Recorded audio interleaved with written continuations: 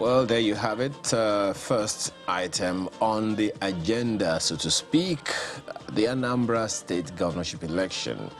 Billed for today is 30 November 6th. That's exactly 1 week today. So by this time next week, the elections should be happening in Anambra State. And who better to speak with than the contenders themselves? Joining us from our Abuja studio this morning is the governorship candidate of the People's Democratic Party in Anambra State, Valentine Ozigbo. He joins us in our Abuja studio. Thanks for joining us this morning. We hope to have others. But thank you for joining us this morning, Mr. Ozigbo. First of all, how does it feel for you to be contending in this, to be a contestant in this election? I've often wondered how it feels for a politician to vie for office, so to speak. How does it feel running for office? I would call it mixed feeling. On one hand, this is really a very unique moment for our people, for the people of Anambra State, and I would say also for Igbo nation, whether to cling on to the dysfunctional past or actually start to think of rebuilding ourselves and hopefully catching up with the rest of the world. So this is an auspicious moment that can be a departure of the past and eventually seeing that we do the needful. So it's such a consequential election. And so it's a privilege, it's an honor to be so considered by not just the top party in Nigeria, but the most favorite, the most liked, the most acceptable to my people. So it's an honor. But on the other hand, it's overwhelming when you consider the burden that we're coming out to face, because you can see, I don't know if you've been, your crew are down there in Oka to see live what is going on. Almost everything that we had working for us under former Governor Peter Obi has gone into tatters. Today, the headlines are horrifying. Not just insecurity, the killings, legendary. The traffic situation, the roadblocks, the bad roads, just nothing to be proud of. So the burden gives one a serious concern. Where do we start from? Where are we going to start that process of rebuilding? But I'm also, comforted by the fact that in anything that I've always done in my life, I've always excelled, and the reason being that we have enough competent people that will be in the team to start that rebuilding process. So it's a mixed feeling for now. Thank you. Well, definitely something to give anyone concern, if you ask me. But you've mentioned, among other things that you mentioned, security seems to be topping the list in many quarters of issues of concern. And the build-up to this election has no doubt been even more significant in terms of security. What gives you the most concern about it? On the one hand, there's been that issue of sit-at-home being called by pockets of people here and there, and which people have had to live by. And then on the other hand, there's been those, unfortunate, security breaches that have seen to the death of a good number of very, very wonderful, innocent Nigerians. So how do we even begin to deal with this? What happens when we have a security challenge as we have on our hands now, and at the same time, we have an election? What are your thoughts on how we handle, or we should be handling that? It's such a concern, it's such a horror. When you see this story every day, or almost on a weekly basis, you hear the atrocious activities going on, it can only be burdensome in the mind. How much more when you know some of the victims personally, and some of them highly respected, some of them so peaceful. Look at the case of Dora Akunyele's husband. It is so heartbreaking, heart-wrenching. But for me, what I see also is clear abdication of responsibility, paucity of leadership, both at the center and at the state. And I said it with due respect. So now, nobody's even able to provide sufficient intelligence. And sometimes we actually blame the wrong people. Who actually is orchestrating this? Where is this coming from? Why are we not having sufficient intelligence? And why nothing's going on in terms of how to bring that sense of hope? Let people know that, oh, okay, we're doing this. Don't worry, in this next few days and weeks, we need to deal with this in this manner. Yes, we don't discuss all security issues in public, but there is, for some of us who are contenders, we don't even, when we try to inquire, when we reach out to who is who in the security apparatus, you find that there's not a lot going on that will give someone comfort. So that is on one side.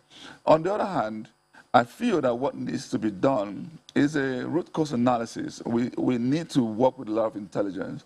Yesterday, for instance, I was told that two of the gunmen were actually shot dead.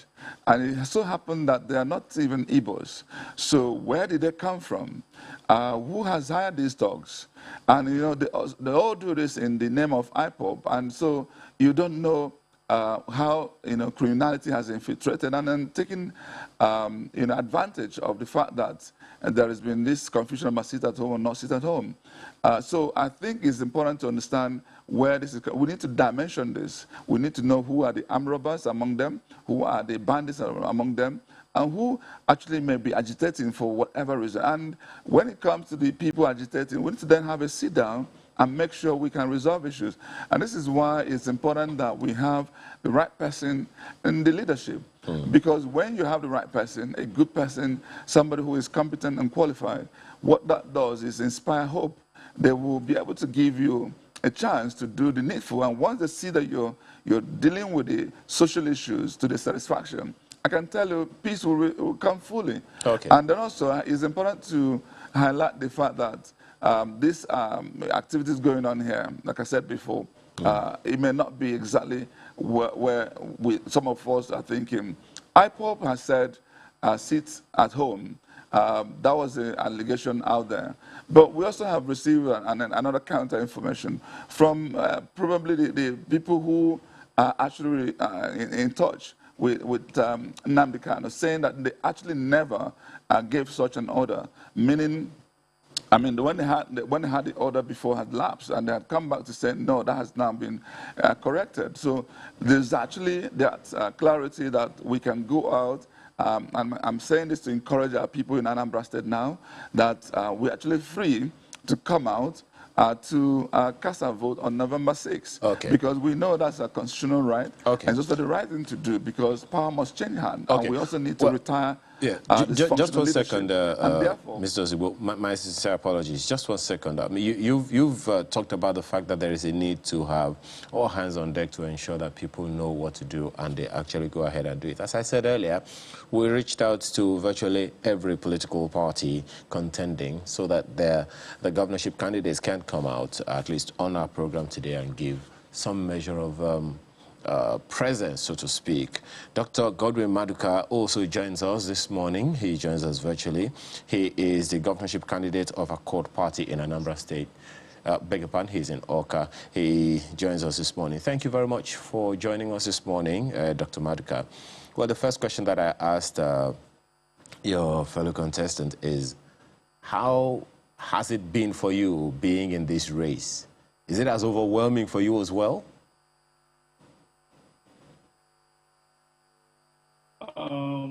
It's interesting.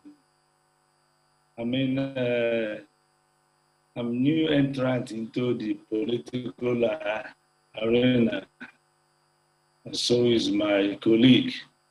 Yeah, it has been a journey that I never imagined. So the main thing here is, why am I even running for the governor of Anambra State? A man who have succeeded internationally run $1 billion medical business, 6 hospitals in America. A man who had been bestowed by God, I had one of the best education.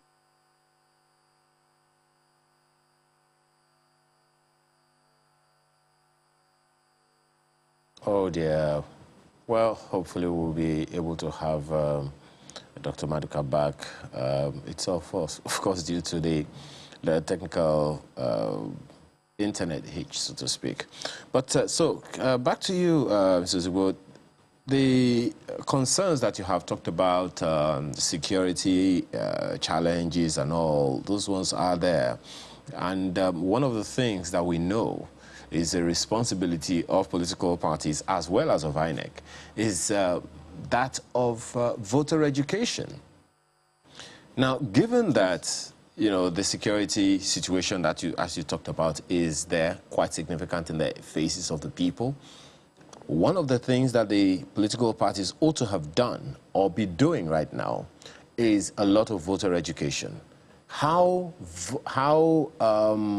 educated do you think the voter is in Anambra State today, given the challenges on hand and the opportunities ahead, choosing another governor? I think they're well enlightened. I will speak on general voter education. They obviously are very savvy. They understand quality when they see one.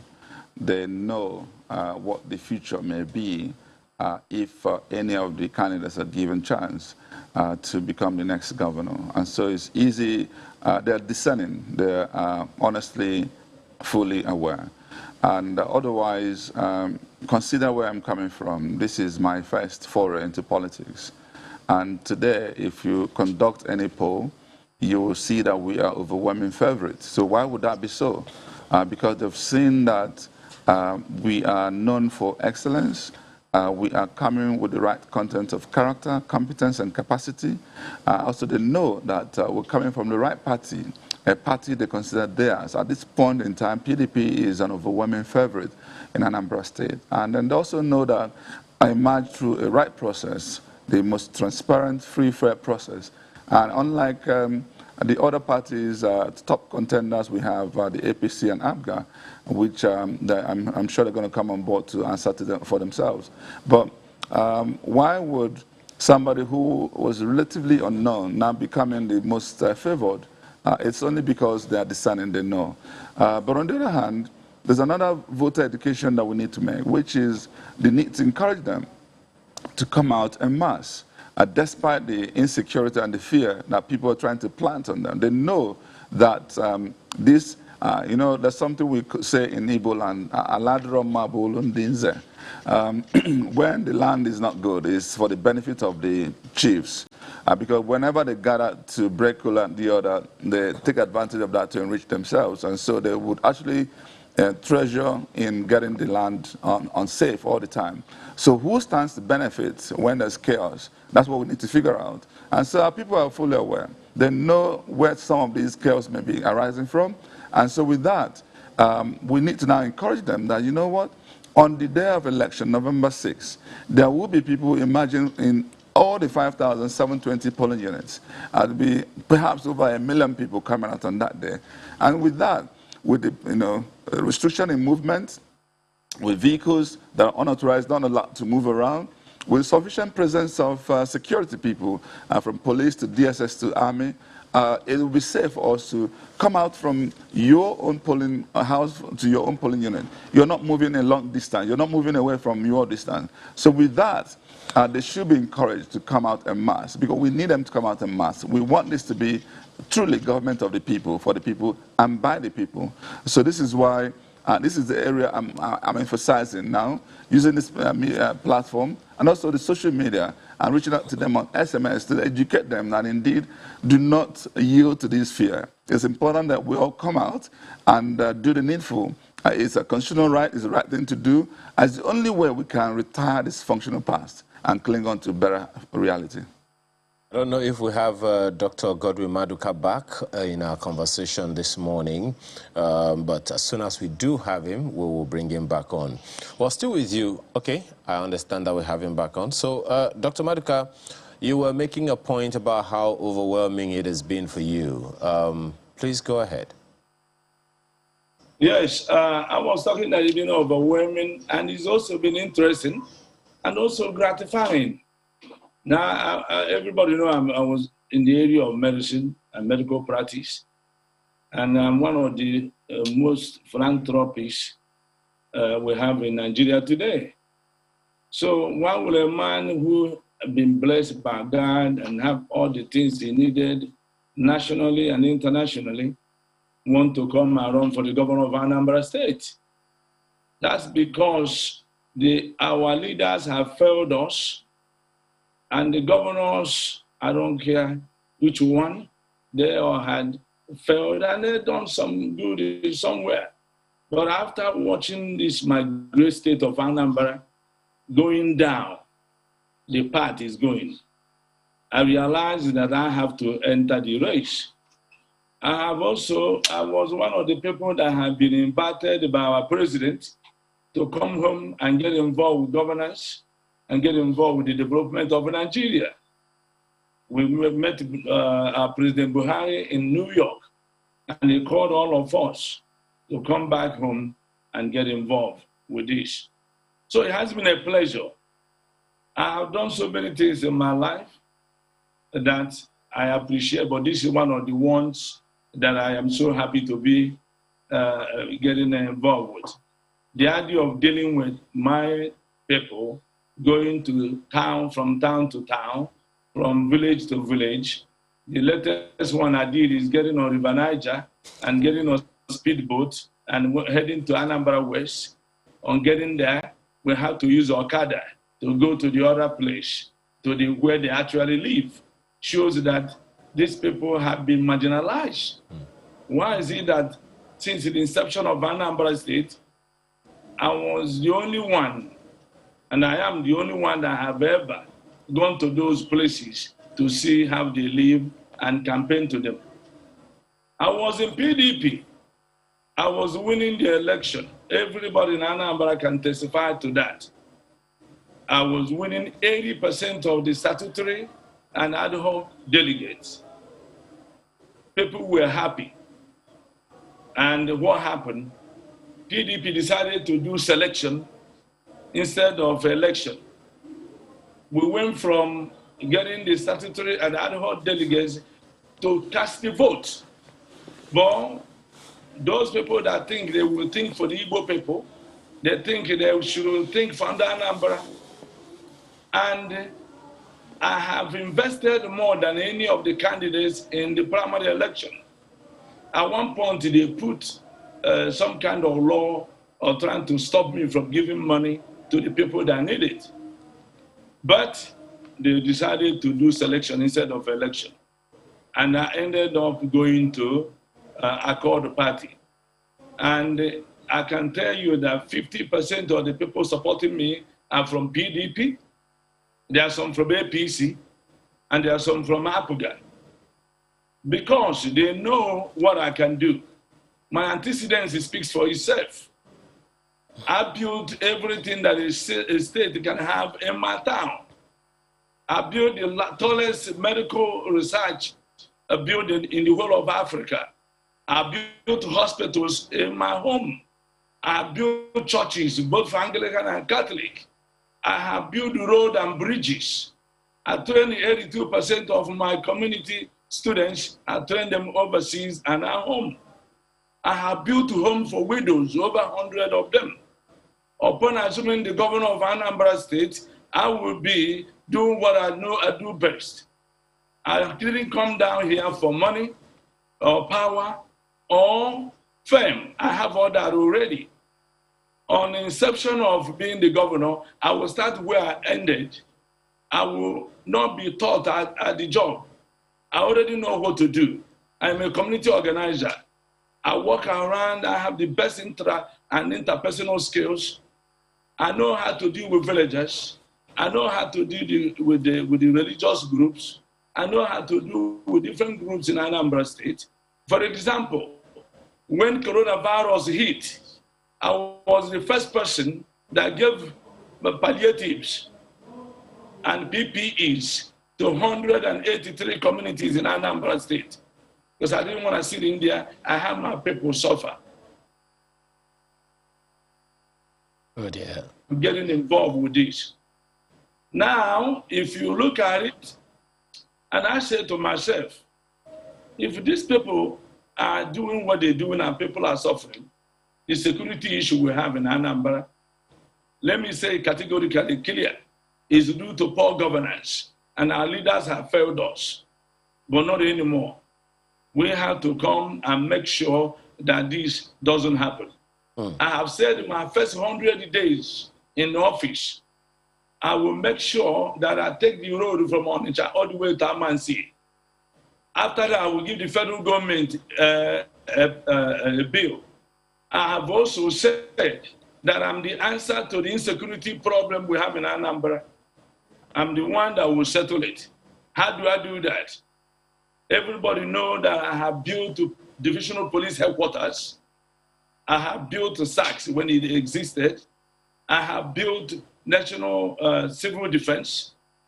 I started building the army barracks before I entered the politics. I will fortify all the infrastructures leading to the that we use for our security system. I will also reach out to my brothers and sisters that are agitating for one thing or the other. I will talk to them and make sure that I bring them to the table and figure out what is ailing them. They know that I'm for them. I'm for the youths of Anambra State. I employ more youth than anybody else that is running for this governorship thing. Okay. When you give the youth employment, they will not stick to the gun and knives. They will stick to the employment. Well, Dr.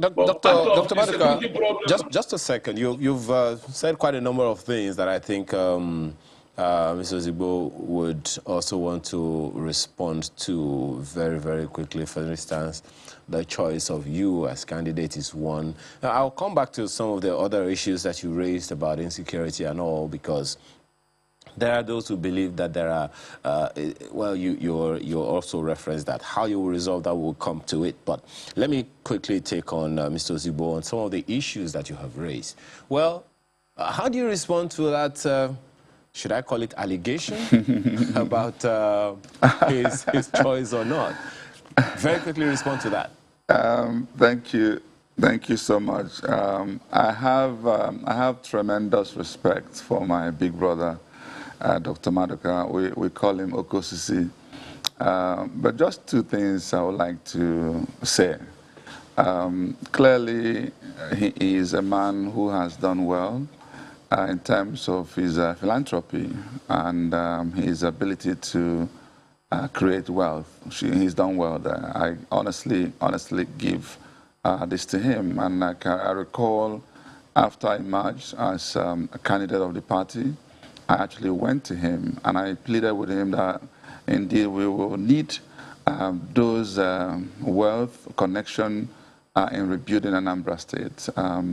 The hospitals he has done built in the U.S., we need to have equivalent, more functional in Anambra State.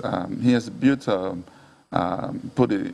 what I call a superstructure, but we're yet to see Anambra move on to become a tourist site for health reasons. Clearly, a lot will need to be done to infuse energy and process and system into what he has done. And this is where government and private people can come together. So I honestly feel we can do a lot, leverage a lot with what he has. And so I went to him. But there's something he has said about PDP's primary, which is clearly untrue. And with due respect, I'm choosing my words carefully because I know I will need him when I become the next governor. So I'm going to be careful in choosing my words. PDP was headed to primary on June 26, and we had an order from the High Court. which was instituted by our brother as well, Chris Oba. He knows. Chris Oba got a judgment that was in his favor, more like repudiating the Congress that was done in 2017 that elected Ndubisi Nwobu team. And we believe that High Court acted in error. But what PDP did was, in the interest to be safe, it was necessary to now dissolve the ESCO and not use the other ESCO that Oba was. The essence of this is, if they had gone ahead to go with work with Oba's faction, it would mean that if in the end the appeal or Supreme Court nullifies that, then PDP wouldn't have a candidate. If they go ahead to use Ndubisi Nwobu team and the same thing happened, we wouldn't have a candidate. So what they did was to basically dissolve and decided to use automatic delegates. And who are automatic delegates? These are also in the constitutional provision of PDP. And so what PDP did was to use former governor, former House of Reps member, former senator, all these former, they are in the statutory right to actually conduct the election. And you know what? Both of us are fully aware that we know who the people who were the biggest of the voice in the bid to ensure that the people they consider theirs were part of that team of 218 people that were put together as eventually we called it super delegates, but the right was actually automatic delegates. So anyway, we got into Dora Kunyoli Center. The current deputy governor of Edo State was presiding, and right there he put out a question here: does anybody have any objection here? And some people took up microphone. I remember Senator Kunife made a comment. Dr. Dr. Obiorokronko also made a comment. In the end, we said, let's go ahead, meaning everybody became comfortable with the process. And so we started, both of us were even exchanging banters. We were there all through the period. We were, for me, I was calm all through. Finally, the result came out, and I won. And I recall him standing up from his chair, giving me a hug to say congratulations. I recall other people saying the same thing. But over time, when they reflect, oh, they didn't win, I can understand why they can drink, Anyway, he has joined another party, so he must justify that. And guess what? People have challenged this in court, and Supreme Court has decided on it. So there's nothing to talk about the process of PDP. It's actually the most transparent, freest process anybody has ever seen in Anambra. It was even live on TV. It was live on channels. It was live on AIT. So there's nothing anybody can say about it other than to say, well done, Valentine, for beating such big gladiators that you're seeing here. You see of course, it's also a way to tell Anambra, money is not really everything. There's a lot to it. We're talking about the entire package. Who has got the right level of emotional intelligence to manage the sensitivity? Who is able to come low? Anambra people are known for being wealthy and successful. So if you want to lead or serve them is the right word. You don't have to, in fact, if you have money and you not have the power on top of it, people will fear that, in fact, you're going to become an anarchist. The point here is we are actually better suited with a servant leader, somebody who will come low, stoop low. That is how Peter B was able to do magic in Anambra State. You don't have to contend with people at the high top. So I'm not here for money, I'm not here for fame, choosing the word he has also chosen. I'm here because we need to leave a legacy. I'm here because we need to rebuild Anambra. I'm here because we need to inspire professionals in politics. I'm here because we need to change the narrative of our story as a black people in the world, using Anambra as an example. So we actually want to set a new standard in governance, and I'm here to build a team in getting that done. And I can promise you, I'll do whatever is possible to have Dr. Maduka on that team. Since you have already cited that, he's done quite a lot of things himself in the party, and you also cited, in the state, and you've also cited the example of Mr. Peter Obi. You said that money is not everything, but money is quite something.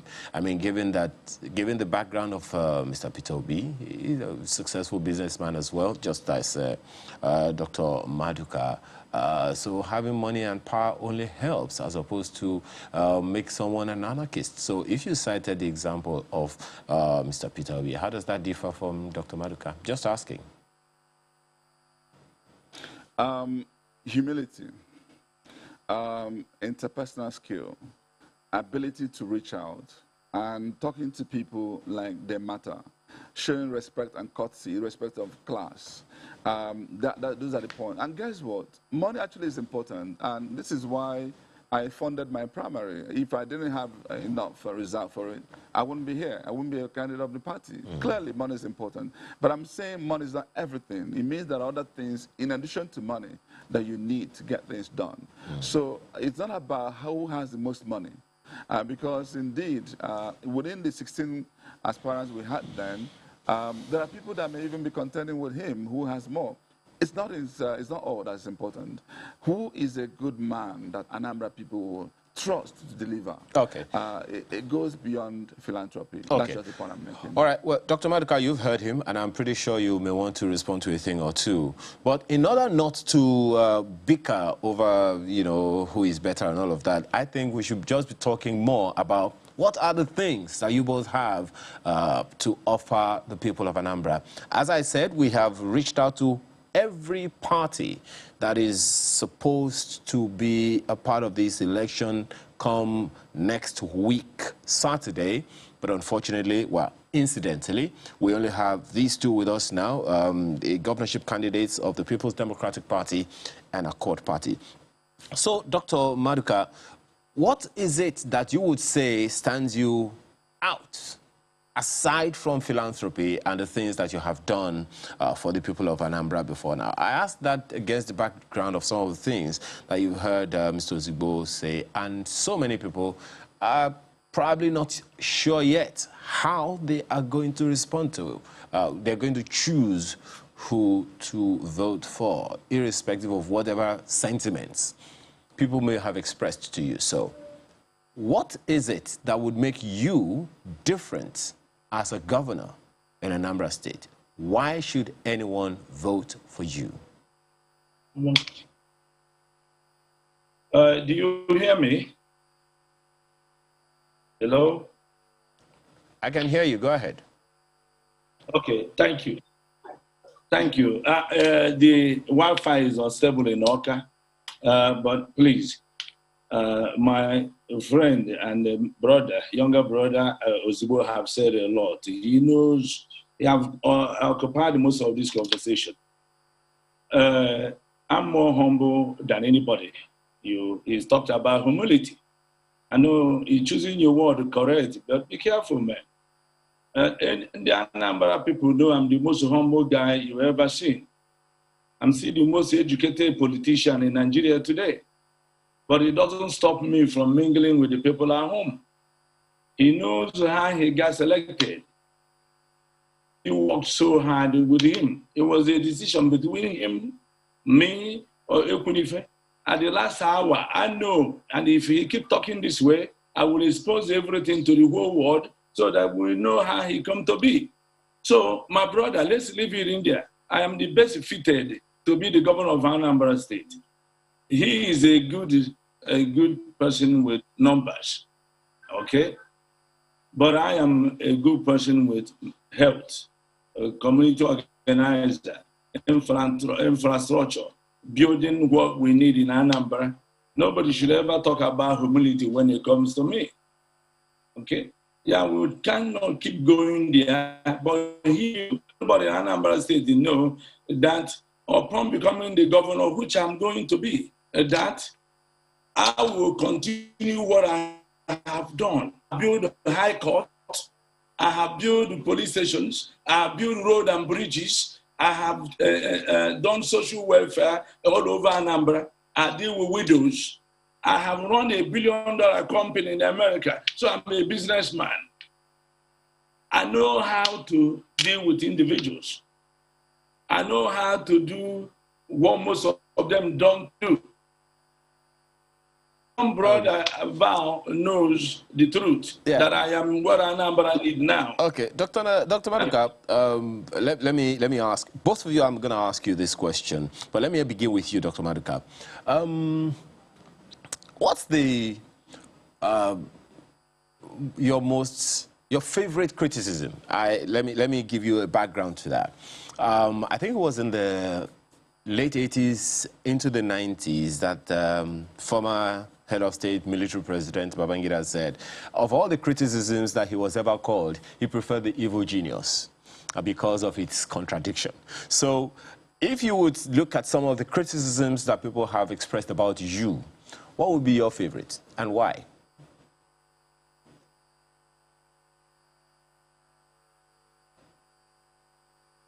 Okay, I think it's frozen on us for now, but I'm sure we'll get it back. Can you repeat the question again quickly, because my Wi-Fi took off some of yours. Okay. The criticism people have about me? Yes. Which one? What's your favorite criticism of you from different people?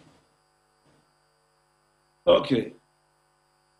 You know, before I became a politician, I was the legend in Anambra. Before I became a politician, most people,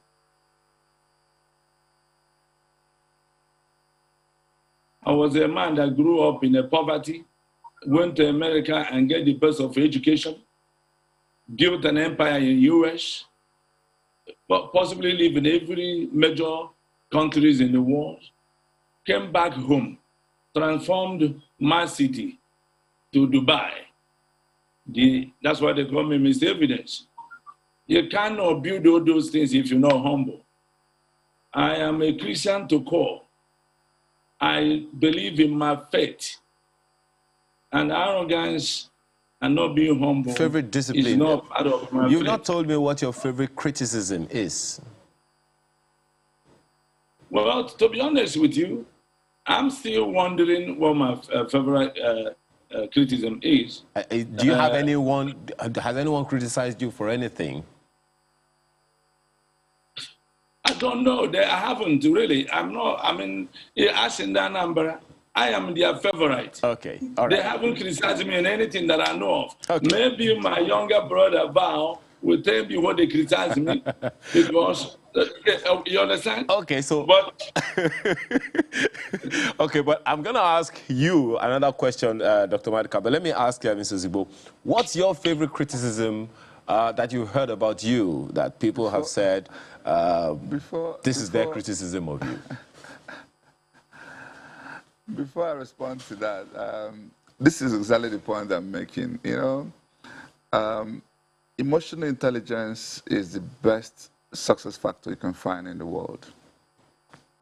And it comprises of three things. One is self and personal authenticity, ability to speak truth to yourself. And in saying this, you begin to realize what your strengths are, what your weaknesses are. And accepting that weakness and working on it and making sure you evolve as a person. That is one thing that you need to have to succeed. And success in all round, not just success in the business empire, all round. Second, your ability to speak to somebody that you're not a god. We are all creatures of God. Speaking with respect, with courtesy, and no matter how lowly the person may be, because you may be better than one person in this, that same person may be better than you in another. So showing courtesy and respect. And number three is social awareness, or knowing your environment and knowing how to navigate all this and managing the emotions of you and the others. So one thing I know is where I find a weakness, I'm the first to identify this is my weakness, this is what I'm going to do about it. That said, responding to you, well, you know what I love about what is going on?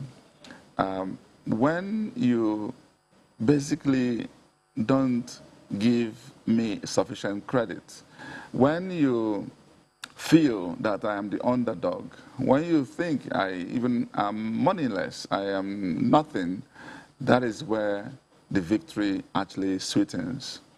because suddenly they start asking, who is Valentine Ozigbo? How did he get here? And it is because I probably like to do more and talk less. One of the criticisms that come my way is some people thinking that godfatherism is an issue where I am concerned. They usually will say, P2B is my godfather. I laugh because indeed, on one hand, if you need to understand the true meaning of godfatherism, you know that indeed I don't have a godfather. But on the other hand, there are people who have done well, who I respect, who I consider my leaders and guardians that I run things by. And he happens to be one of those, and rightfully so, and I'll come to it. But why do I talk about this? Godfatherism is usually negative. It's about people who will, tie your hands, make you unable to perform, and actually lead you astray ultimately because of their own selfish interest. Somebody who is already self-made, who is sufficiently comfortable, who has done well in this chosen career. If you are talking about governorship, there are people who have done it well. So all you need to do, learn from what they have done and add more to it. I have tremendous respect for P2B, and it is even interesting that I'm being associated with him. It is positive. But when people talk about this, they come from the negative perspective. So I laugh. What is important here is that, number one, I win the election. Number two, I govern well and leave a legacy. And how I would do that is basically to say to myself, what I'm about to do now, how does this sit before God? And how does it sit before the Anambra? And I decide. Okay. Thank God that today, I have nobody that I owe money to. I have no bank that I owe money to. And yet, I've been able to spend this amount of money on primary election, of course, within the electoral law, to ensure that I emerge as a candidate of the most favored party. So let's talk about, because there's okay. Go there, because I was going to ask, what is it that is going to mark your government, out? What is it that the people of Anambra State, in the Anambra, as you say, would say, this is the reason that we would prefer Ozigbo as our governor from after this election? What is it that's your vision or your mission for the people of Anambra State in particular and the indigenes of Anambra in general? My dear friend and brother, I must tell you this. Anambra is such a unique state where we have everything. We have the people, we have the intellect, we have the resources. But what we lack is quality leadership driven by competency and a culture of continuous improvement, where we start to evolve across things. I want to take on Anambra and show what governance is all about, just like I've done in everything I've ever done.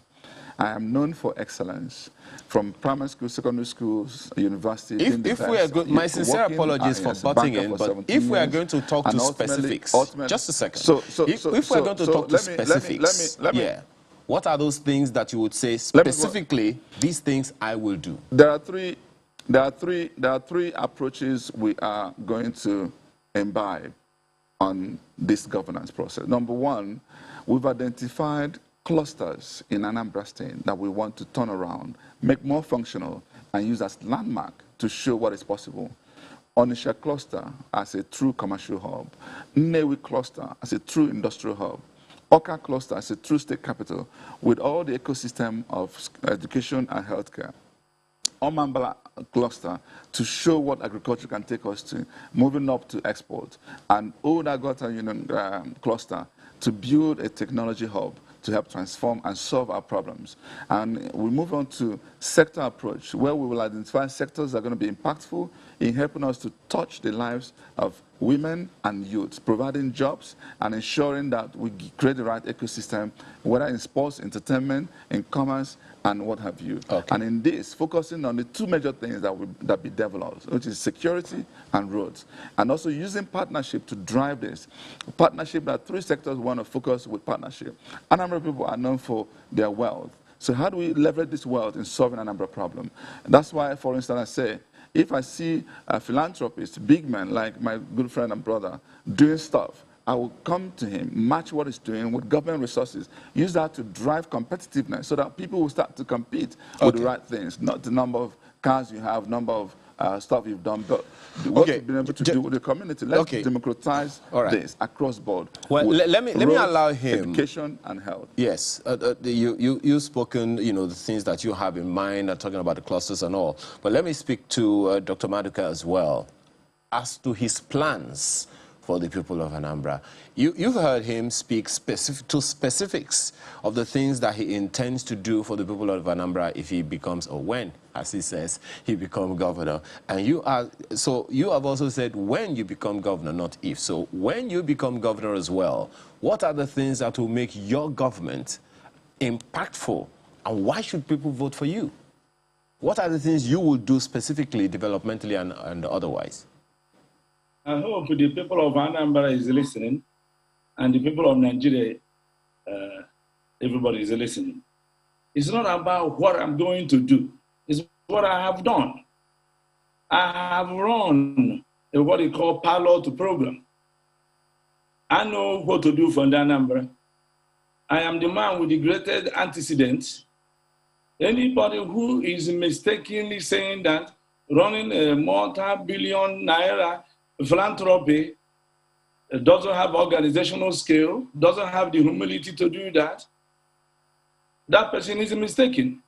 Now, I'm not here to put anybody down. Anambra knows that I will continue the same thing I have been doing before. In every area, from health, I have done it, to agriculture, I've done it, to education, I've done it, because I have built elementary and secondary and adult education, giving people scholarships. Social welfare, I'm number one. I take care of people all over Anambra, giving the widows and the elderly, taking care of them. I was the one that keep talking about area of transportation, which I have done. I imported a lot of equipment from Houston, Texas, and used it to build the roads that goes all the way to Imo State from my town, all the way to Abia State from my town, and Enugu State. I have invested in all these places as well. In the area of education, I said that I will build 21 satellite campus all over 21 local government area so that people will get access to Dr. education. Maduka, just 1 second. How do you respond to people who say that you have been doing all this philanthropy because you wanted to get into politics and become governor? That all these things you were doing, you were just doing simply because you just wanted to buy people's interests, and that now it's payback time for the things that you've done?